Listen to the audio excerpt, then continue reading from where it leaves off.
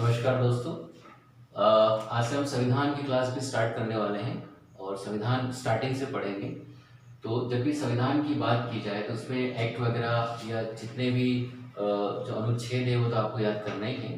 तो संविधान की शुरुआत कहाँ से हुई, कहाँ से इसने जन्म लिया और किस तरह से भारत में धीरे धीरे संविधान की प्रणाली जो स्टार्ट हुई उसके बारे में डिस्कस करेंगे।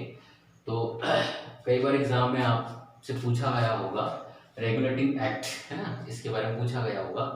तो ये रेगुलेटिंग एक्ट से शुरुआत होती है और उसके 10, 12, 20, 25, 30 साल के अंतराल में अनेक एक्ट आए। तो उन एक्ट में क्या प्रावधान थे, उनके क्या काम थे, उस पर हम डिस्कस करेंगे और प्रयास करेंगे क्लास में सारा याद आपको हो जाए। सबसे पहले 1773 में रेगुलेटिंग एक्ट आया, फिर उसमें कुछ कमियां थी, उसको सुधारने के लिए जो अगला एक्ट आया उसका नाम दिया गया एक्ट ऑफ सेटलमेंट, 1781 में आया। फिर चार्टर अधिनियम पिट्स इंडिया एक्ट आया 1784 में, ये भी आपको याद रखना है। कई बार इसके सन आ जाते हैं कि भाई पिट्स इंडिया एक्ट जो है कौन से सन में आया है। फिर शुरुआत होती चार्टर अधिनियम की। सबसे पहला चार्टर अधिनियम आया 1793 में। अब अगला कब आया, इसकी शॉर्ट ट्रिक ये है कि इसमें 20 साल जोड़ दीजिए तो 1813 हो जाता है। तो अगला चार्टर एक्ट आया 1813 में, फिर इसमें 20 साल जोड़ दीजिए, चार्टर अधिनियम आया 1833 में और फिर इसमें 20 साल और जोड़ दीजिए, चार्टर अधिनियम 1853। इस प्रकार से जो है यहाँ चार्टर एक्ट चार आए हैं। पहला आया 1793 में और आखिरी आया है 1853। फिर 1858 में भारत शासन अधिनियम एक्ट आ गया था, तो उसके बारे में हम बाद में चर्चा करेंगे। तो सबसे पहले चर्चा करते हैं 1773 का रेगुलेटिंग एक्ट। 1773 पर रेगुलेटिंग एक्ट में क्या क्या हुआ, इसमें कुछ 4-5 पॉइंट से अगर हमने उसको याद कर लिया तो इसमें से कोई भी क्वेश्चन पूछेंगे इस पर आधारित ही प्रश्न आएंगे। ठीक है, पहला पॉइंट, कंपनी के शासन पर संसदीय नियंत्रण। मतलब ब्रिटिश सरकार जो थी उसकी पहली पहल थी ये कि जो भारत में कंपनी आई थी ईस्ट इंडिया कंपनी 1600 में, आपको मालूम होगा, उस पर जो कंपनी के शासन पर ब्रिटेन संसद है उसमें कैसे नियंत्रण करें, तो कंपनी के शासन पर संसदीय नियंत्रण पहला कदम था। ठीक है, दूसरा पॉइंट इसमें दिया है बंबई तथा मद्रास प्रेसिडेंसी को कलकत्ता प्रेसिडेंसी में मिला दिया गया, उसके अधीन कर लिया गया। तो कई बार एक क्वेश्चन पूछ लिया गया है, आप ध्यान रखें। दूसरा पॉइंट क्या है, बंबई तथा मद्रास प्रेसिडेंसी को कलकत्ता प्रेसिडेंट के अधीन कर लिया गया, दूसरा पॉइंट था। तीसरा पॉइंट, कलकत्ता प्रेसिडेंट में एक ऐसी सरकार बनाई गई, कलकत्ता प्रेसिडेंट में एक ऐसी सरकार स्थापित की गई जिसमें एक गवर्नर था और परिषद के 4 सदस्य थे। ये भी आपको याद रखना है। देखिए पहला पॉइंट क्या है, कंपनी के शासन पर संसदीय नियंत्रण स्थापित किया गया, पहला पॉइंट। दूसरा, बंबई और मद्रास को किसमें मिला दिया गया, कलकत्ता प्रेसिडेंसी में मिला दिया गया, अब कलकत्ता बड़ा हो गया। फिर तीसरा पॉइंट क्या है, कलकत्ता प्रेसिडेंसी में ऐसी सरकार स्थापित की गई जिसमें एक गवर्नर जनरल और 4 परिषद के सदस्य थे। फिर सब कलकत्ता के मामला चल रहा है, ध्यान रखना आपको। कलकत्ता में सुप्रीम कोर्ट की स्थापना की गई। तो कई बार एक प्रश्न पूछा जाता है कि कलकत्ता में सुप्रीम कोर्ट की स्थापना कब की गई, 1774 में की गई, जिसके अंतर्गत कौन कौन आते थे, बंगाल, बिहार और उड़ीसा शामिल थे। इसके प्रथम मुख्य न्यायाधीश सर एलिशा इम्पे थे, ये भी आपको याद रखना है। और आखिरी और बहुत महत्वपूर्ण पॉइंट, लॉर्ड वॉरेन हेस्टिंग्स इस एक्ट के द्वारा बनने वाले प्रथम गवर्नर जनरल थे, ये आपको ध्यान रखना है। कई बार आएगा कंफ्यूजिंग वाला, लॉर्ड वॉरेन हेस्टिंग्स का नाम भी आपने सुना होगा, लॉर्ड विलियम बेंटिंग का नाम भी आपने सुना होगा, आपने लॉर्ड कैनिंग का नाम भी सुना होगा, आपने लॉर्ड माउंटबेटन का नाम भी सुना होगा। तो लॉर्ड वॉरेन हेस्टिंग्स जो हैं इस एक्ट के द्वारा बनने वाले प्रथम गवर्नर जनरल थे और लॉर्ड विलियम बेंटिंग को भारत का गवर्नर जनरल कहा जाने लगा। ये ध्यान रखना, लॉर्ड कैनिंग जो है भारत के अंतिम गवर्नर जनरल थे और प्रथम वाइस राय थे, ये भी आपको ध्यान रखना है। फिर से एक बार रिवाइज कर लेते हैं। 1773 का रेगुलेटिंग एक्ट, पहला पॉइंट, कंपनी के शासन पर संसदीय नियंत्रण। दूसरा पॉइंट, बंबई तथा मद्रास प्रेसिडेंसी को कलकत्ता में शामिल कर दिया गया। फिर तीसरा, कलकत्ता में ऐसी सरकार बनाई गई जिसमें एक गवर्नर था और 4 क्या थे, सदस्य थे। कलकत्ता में एक सुप्रीम कोर्ट की स्थापना की गई 1774 में, जिसके जज कौन थे, मुख्य न्यायाधीश कौन थे, सर एलिशा इम्पे थे। और लॉर्ड वॉरेन हेस्टिंग्स जो हैं इस एक्ट के द्वारा बनने वाले प्रथम गवर्नर जनरल थे। आप नोट डाउन कर लीजिए इसको।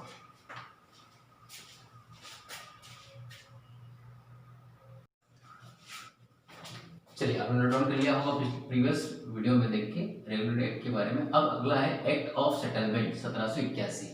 देखिए एक्ट ऑफ सेटलमेंट 1781 में क्या हुआ, रेगुलेटिंग एक्ट में तो आपको समझ में आ गया क्या हुआ। 1781 में जो एक्ट आया उसको नाम दिया गया एक्ट ऑफ सेटलमेंट एक्ट। इसमें सबसे पहले काम हुआ रेगुलेटिंग एक्ट की कमियों को दूर करने के लिए एक्ट लाया गया।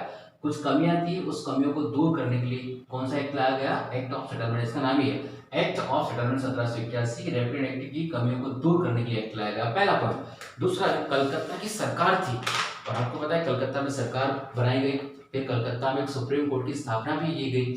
तो कलकत्ता की सरकार को बंगाल, बिहार और उड़ीसा के लिए भी विधि बनाने का प्रावधान किया गया। दो पॉइंट इसमें आपको याद रखना। पहला पॉइंट क्या है, रेगुलेटिंग एक्ट की कमियों को दूर करने के लिए एक्ट ऑफ सेटलमेंट लाया गया, पहला पॉइंट। दूसरा, कलकत्ता की सरकार को बंगाल, बिहार और उड़ीसा के लिए भी कानून बनाने का प्रावधान इस एक्ट ऑफ सेटलमेंट में किया गया। बस इसमें दो ही पॉइंट है जो आपको याद रखना है, इसको भी नोट कर लीजिए आप।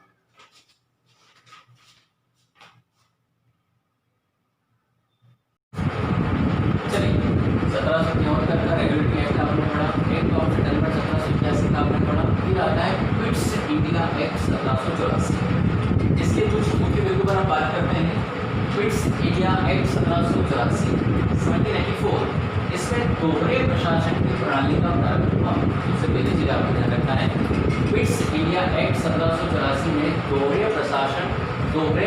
प्रशासन की प्रणाली का प्रारंभ हुआ। अब दोहरा प्रशासन कौन कौन सा, सबसे पहला बोर्ड ऑफ डायरेक्टर राजनीतिक मामलों के लिए, व्यापारिक मामलों के लिए लीजिएगा, बोर्ड ऑफ डायरेक्टर व्यापारिक मामलों के लिए और बोर्ड ऑफ कंट्रोलर राजनीतिक मामलों के लिए। ये चीज आपको जो है ध्यान रखना है। बोर्ड ऑफ डायरेक्टर किसके लिए, व्यापारिक मामलों के लिए, और बोर्ड ऑफ कंट्रोलर किसके लिए, राजनीतिक मामलों के लिए। ये जो है आपको ध्यान में रखना है, इसमें दोहरा प्रशासन मतलब दोनों के लिए। तो देखो क्विट्स इंडिया एक्ट 1784 में दोहरे प्रशासन की प्रणाली का प्रारंभ हुआ। पहला बोर्ड ऑफ डायरेक्टर व्यापारिक मामलों के लिए, दूसरा बोर्ड ऑफ कंट्रोलर किसके लिए, राजनीतिक मामलों के लिए। एक और पॉइंट इसमें ध्यान रखना है कि ब्रिटिश सरकार को भारत में कंपनी प्रशासन संबंधी कार्यों पर पूर्ण नियंत्रण प्रदान किया गया, ठीक है, इस एक्ट के द्वारा। और तीसरा पॉइंट आप याद रखना है कि मद्रास तथा मुंबई की सरकारों को बंगाल सरकार के अधीन कर दिया गया। एक बार फिर से रिवाइज कर लेते हैं, क्विट्स इंडिया एक्ट 1784 में क्या क्या हुआ, चलिए जानते हैं। सबसे पहले दोहरे प्रशासन की प्रणाली का प्रारंभ हुआ। पहला कौन सा, बोर्ड ऑफ डायरेक्टर किसके लिए, व्यापारिक मामलों के लिए, दूसरा बोर्ड ऑफ कंट्रोलर किसके लिए, राजनीतिक मामलों के लिए। ब्रिटिश सरकार को भारत में कंपनी प्रशासन पर पूरा संबंधित कार्यों पर पूरा नियंत्रण स्थापित किया गया, प्रदान किया गया। अगला पॉइंट है इसमें मद्रास तथा बम्बई की सरकार को बंगाल सरकार के अधीन कर दिया गया। तो 3-4 पॉइंट आपको याद रखना है, इनमें से कोई भी एक पॉइंट एग्जाम में आपसे पूछा जा सकता है, इसको भी नोट डाउन कर लें।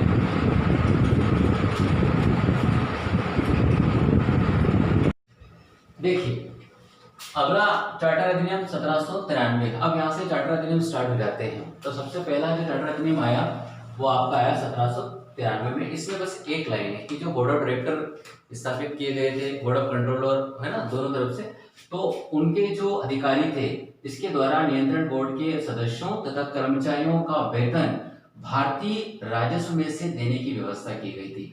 व्यवस्था किसमें की गई थी, 1793 की बात हम कर रहे हैं, इस एक्ट में की गई थी। क्या की गई थी कि जितना भी उनका सैलरी वगैरह होगा वह भारतीय राजस्व में जो मिलता है, जो इनका जो टैक्स मिलता है उसमें से board of controller, board of director और जितने भी कर्मचारी हैं उनको वेतन यहाँ से दिया जाए।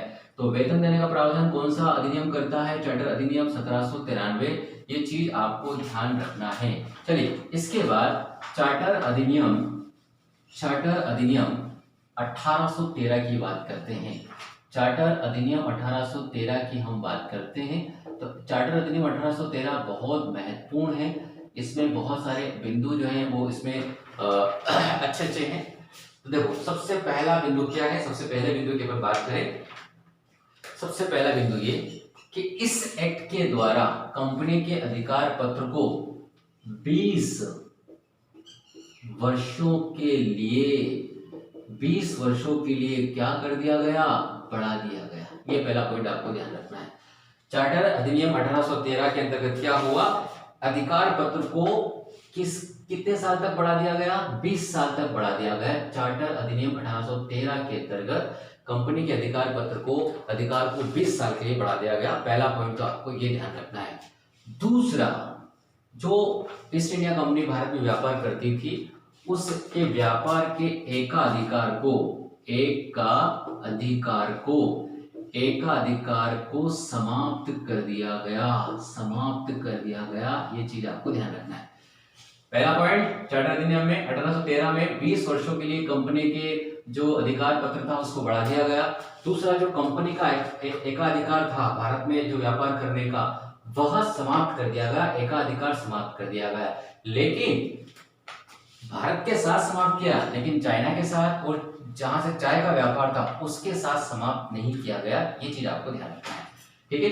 एकाधिकार समाप्त कर दिया गया, मतलब इसका मतलब ये कि सिर्फ कंपनी ही व्यापार नहीं कर सकती, कुछ और भी व्यापार कर सकते हैं। इस प्रणाली के अनुसार एक और जो है, कुछ ब्रिटिश नागरिकों को भी भारत में व्यापार करने का अधिकार दिया गया। ये चीज आपको ध्यान रखना है कि कुछ ब्रिटिश नागरिकों को भी भारत में क्या कर दिया गया, व्यापार करने का अधिकार दे दिया गया।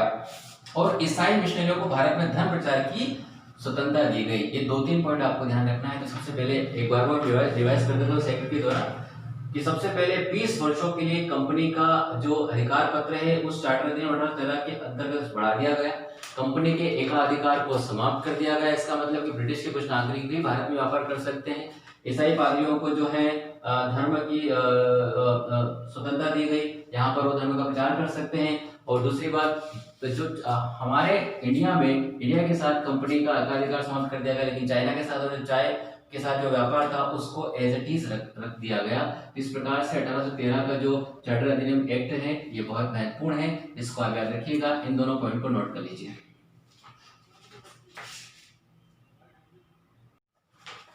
चलिए अगला जो है चार्टर अधिनियम 1833। चार्टर अधिनियम 1833 क्या कहता है? सबसे पहला पॉइंट, कंपनी के व्यापारिक अधिकार पूर्णतः समाप्त कर दिए गए। पहले तो 1813 में एकाधिकार समाप्त कर दिया गया, कंपनी के व्यापारिक अधिकार पूर्णतः समाप्त कर दिए गए। ये चीज आपको ध्यान रखना है। बंगाल के गवर्नर जनरल को भारत का गवर्नर जनरल कहा जाने लगा, और मैंने आपको नाम पहले बताया था, लॉर्ड विलियम बेंटिंग भारत के प्रथम गवर्नर जनरल बने। ये आपको ध्यान रखना है, ठीक है। भारत में दास प्रथा का उन्मूलन हुआ। 1843 में दास प्रथा का अंत कर दिया गया। ये चीज आपको ध्यान रखना। दास प्रथा को गलत समझा गया और 1843 को प्रावधान के तहत दास प्रथा को क्या कर दिया गया, समाप्त कर दिया गया। ये भी चीज आपको ध्यान रखना है। अगला पॉइंट, 1834 में लॉर्ड मैकॉले की अध्यक्षता में विधि आयोग का गठन हुआ। तो विधि आयोग का गठन कब हुआ? 1834 में हुआ। ये भी चीज आपको ध्यान रखना है। एक और पॉइंट इसमें ये कहा गया, जो भारत का गवर्नर जनरल था लॉर्ड विलियम बेंटिंग, उनसे कहा गया कि भारत के गवर्नर जनरल को कहा गया कि पूरे देश के लिए बजट तैयार करने को कहा गया। देखिए फिर से हम रिवाइज कर लेते हैं। पहला पॉइंट क्या कहता है? कंपनी के व्यापार अधिकार को पूर्णतः समाप्त कर दिया गया। दूसरा पॉइंट क्या कहता है? बंगाल के गवर्नर जनरल को भारत का गवर्नर जनरल कहा जाने लगा। कौन थे? Lord William Bentinck. अगला पॉइंट क्या है? भारत में दास प्रथा का अंत हुआ। और कब अंत हुआ? 1843 में अंत हो गया। अगला पॉइंट क्या है? 1834 में लॉर्ड मैकॉले की अध्यक्षता में विधि आयोग का गठन हुआ। नेक्स्ट पॉइंट क्या है? गवर्नर जनरल को पूरे देश के लिए बजट बनाने को कहा गया। ये 3-4 पॉइंट है, आईएमपी इसमें से पूछा जाएगा, आप इनको भी नोट डाउन कर लीजिए।